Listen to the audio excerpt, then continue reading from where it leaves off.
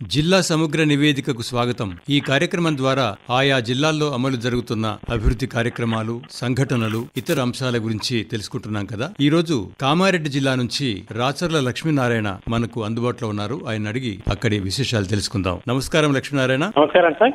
కామారెడ్డి జిల్లాలో ఇటీవలి కాలంలో జరిగిన సంఘటనల వివరాలు చెప్తారా? కామారెడ్డి జిల్లాలో ఇటీవలి కాలంలో చాలా సంఘటనలు చోటు చేసుకున్నాయి. కామారెడ్డి జిల్లాలో మహాశివరాత్రి వేడుకలు ఊరూరంగా ఘనంగా భక్తులతో జరుపుకున్నారు. 2022-23 సంవత్సరానికి సంబంధించి కామారెడ్డి జిల్లాలో 1,61,000 మెట్రిక్ టన్నుల ధాన్యాన్ని వేలం వేసి బిడ్డర్లకు కేటాయించిందని, అతి ధాన్యాన్ని జిల్లాలోని 85 రైస్ మిల్లులకు కేటాయించిందని, ధాన్యాన్ని ఎటువంటి ఇబ్బందులు పెట్టకుండా బిడ్డర్లకు అప్పగించాలని జిల్లా కలెక్టర్ జిటిపి పటేల్ రైస్ మిల్లులను ఆదేశించారు. లోక్సభ ఎన్నికల కోసం అధికారులు ఎట్లాంటి సన్నాహాలు చేస్తున్నారు? లోక్సభ ఎన్నికల ప్రకటన వెలువడడంతో కామారెడ్డి జిల్లాలో అధికార యంత్రాంగం పనుల్లో వేగం పెంచింది. జిల్లాకు వచ్చిన ఈవీఎంల మొదటి ర్యాండమైజేషన్ ప్రక్రియ పూర్తి చేశారు. ఓటర్ల తుది జాబితా విడుదలైంది. స్వీప్ ఆధ్వర్యంలో ఓటర్ శిక్షణ కార్యక్రమం నిర్వహిస్తున్నారు. జిల్లా వ్యాప్తంగా ఆయా శాఖలకు చెందిన 4,746 మంది ఉద్యోగులను నియమించి పోలింగ్ విధులకు వెళ్లేటప్పుడు ఉద్యోగులను ర్యాండమైజేషన్ పద్ధతిలో ఎంపిక చేస్తారు. సొంత మండలం, నియోజకవర్గం విధుల్లో పాల్గొనకుండా చర్యలు తీసుకుంటున్నారు.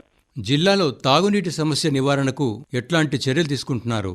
కామారెడ్డి జిల్లాలో వేసవి కాలంలో తాగునీటి ఇబ్బందులు రాకుండా జిల్లా అధికార యంత్రాంగం పకడ్బందీ చర్యలు తీసుకుంటున్నారు. జిల్లాలో తాగునీటి ఎద్దడిపై ఇప్పటికే జిల్లా కలెక్టర్ జిటిపి పటేల్ ఆధ్వర్యంలో జిల్లా మండల అధికారులతో సమీక్ష సమావేశం నిర్వహించారు. వేసవిలో తాగునీటి సరఫరాలో ఎలాంటి ఇబ్బందులు కలగకుండా జిల్లా అధికారులు అప్రమత్తంగా ఉండాలని సూచించారు. జిల్లాలో తాగునీటి అవసరాల మేరకు బోరుబావులు, పాత తాగునీటి సరఫరా మోటార్లను పునరుద్ధరించాలని, తాగునీటి సరఫరా నిమిత్తం అవసరమైన పనులను చేపట్టాలని కలెక్టర్ ఆదేశించారు.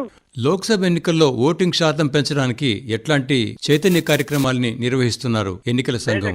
దేశ గతిని మార్చే ఓటు అనే వజ్రాయుధం మీ చేతిలో ఉందని, ఓటు ప్రాముఖ్యతను గుర్తెరిగి మే 13న జరగబోయే పార్లమెంటు, లోక్సభ ఎన్నికల్లో తప్పక ఓటు వేయాలని కోరుతూ కామారెడ్డి జిల్లా వ్యాప్తంగా ఓటింగ్ పెరుగుదలకు స్వీప్ ద్వారా పలు కార్యక్రమాలను అధికార యంత్రాంగం చేపడుతున్నారు. Polling station 5K run, 2K run, నేను ఖచ్చితంగా ఓటు వేస్తానని చెప్తం తీసుకుని 100% ఓటు వేసే విధంగా చూడాల్సిందిగా బూత్ స్థాయి అధికారులకు సూచించారు. ప్రజాస్వామ్యంలో ఓటు విలువ, ప్రాముఖ్యతను తెలియజేస్తున్నారు.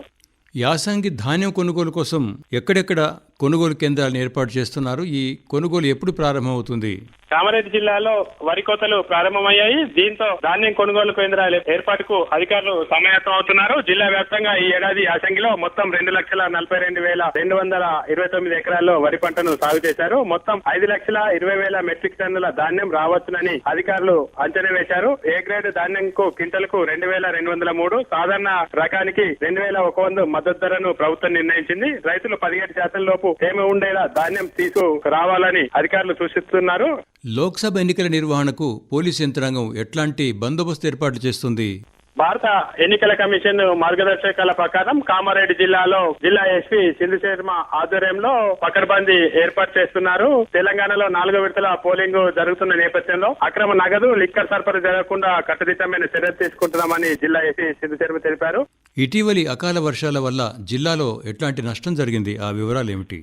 కామారెడ్డి జిల్లాలో ఇటీవల కురిసినటువంటి అకాల వర్షాలతో జిల్లాలో వడగళ్ల వానతో పంటలకు భారీ నష్టం వాటిల్లింది. జిల్లాలో 20,071 ఎకరాల్లో పంట నష్టం జరిగినట్టు జిల్లా కలెక్టర్ జిటిపి పటేల్ తెలిపారు. 15 మండలాల్లోని 130 గ్రామాల్లో 14,553 రైతులకు చెందిన 20,071 ఎకరాల్లో పంట నష్టం జరిగిందని తెలిపారు. కూరగాయల పంటలు దెబ్బతిన్నాయి. వ్యవసాయ శాఖ అధికారుల నుంచి వచ్చిన తాత్కాలిక అంచనా నివేదిక మేరకు 33% లోపు వరి ధాన్యం, 16,299 ఎకరాల్లో మొక్కజొన్న 2,784 ఎకరాలు వాటిల్లిందని, అట్టి నివేదికను ప్రభుత్వానికి సమర్పించడం జరిగిందని జిల్లా కలెక్టర్ తెలియజేశారు.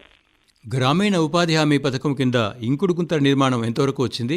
భూగర్భ జలాలను పెంపొందించడమే లక్ష్యంగా కామారెడ్డి జిల్లాలో అధికార యంత్రాంగం చర్యలు తీసుకుంటున్నారు. ఉపాధి హామీ పథకంలో కామారెడ్డి జిల్లాలో 55,052 ఇంకుడు గుంతలు మంజూరైతే సుమారు 50,000 వరకు నిర్మించారు. ప్రస్తుతం వేసవికాలం ఇంకుడు గుంతల నిర్మాణాలకు చాలా అనుకూలం కావడంతో వీటి నిర్మాణంపై ఉపాధి హామీ పథకం ఆధ్వర్యంలో శ్రద్ధ చూపెట్టారు. జాబ్ కార్డు కలిగిన కుటుంబాలకు ప్రభుత్వం బిల్లులు చెల్లిస్తుంది. ధన్యవాదాలు. కామారెడ్డి జిల్లా నుంచి రాచర్ల లక్ష్మీనారాయణ గారు అందించిన వివరాలు విన్నాం కదా. జిల్లా సమగ్ర నివేదిక కార్యక్రమంలో మరో రోజు మరో జిల్లా గురించి తెలుసుకుందాం. అంతవరకు సెలవు. నమస్కారం.